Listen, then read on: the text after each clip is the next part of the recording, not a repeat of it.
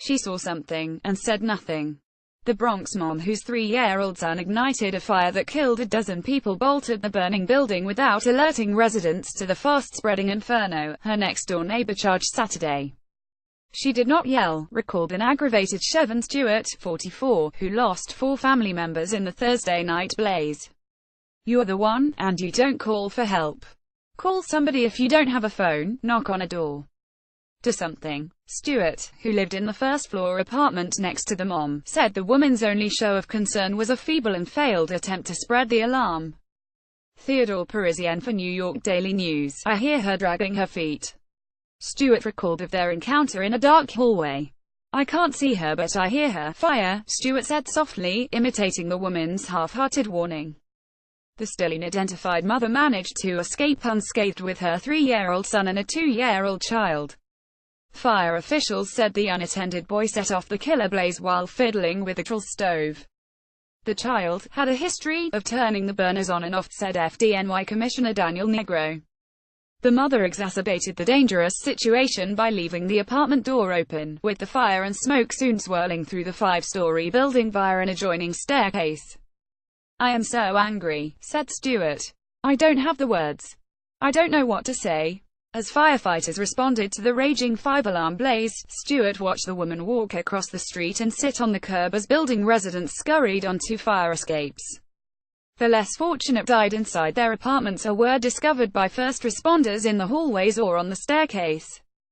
GoFundMe for victims, including a Bronx woman clutching her 7-month-old granddaughter, were found dead inside their bathtub once the blaze was finally extinguished. Stewart's anger was tempered by concern over the funeral arrangements for her sister and 3 nieces, along with the likely death of her brother-in-law. Holt Francis emerged alive from the deadly mix of smoke and flames, but was surviving Saturday thanks only to life support and despite a dire prognosis.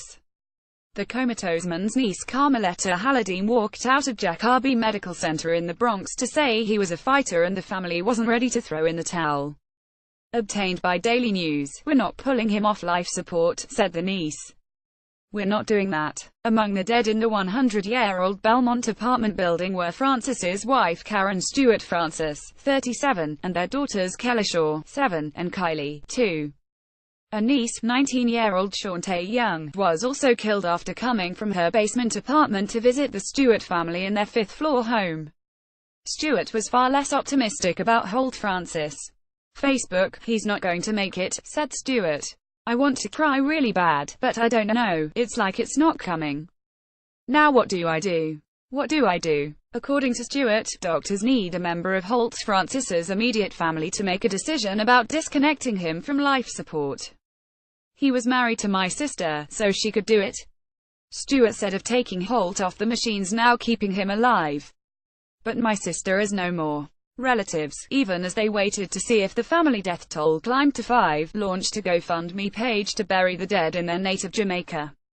Greg Vigliotti for New York Daily News. Stewart recounted her attempts to warn relatives in the building about the fire that quickly reduced visibility to 0.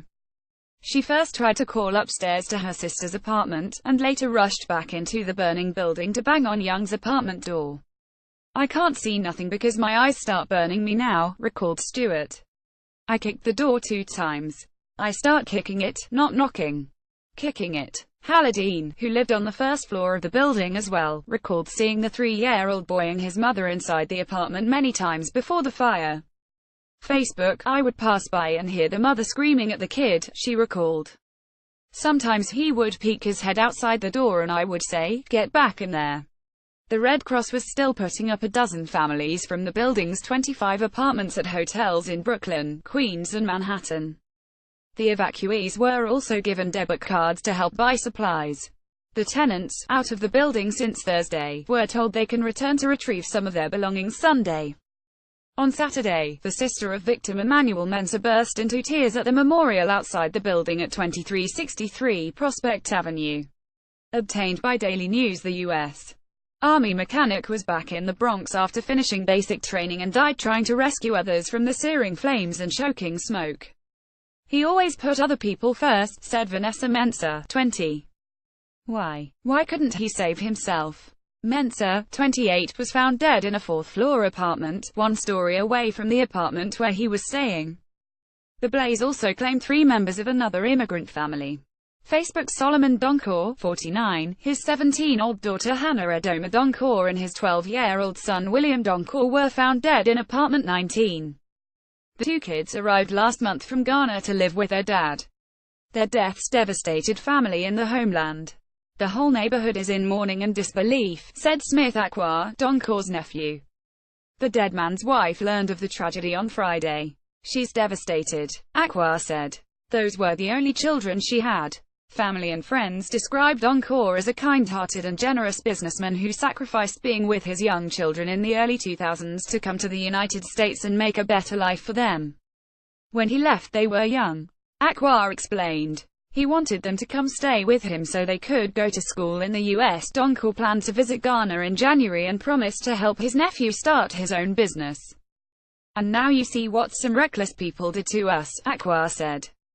Someone took the light away from my life.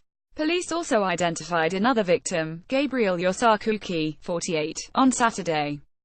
The mourning was certain to continue into the new year, with flyers already announcing a January 2 prayer service at the Church of Our Lady of Mount Carmel, with Chauncey Alcorn,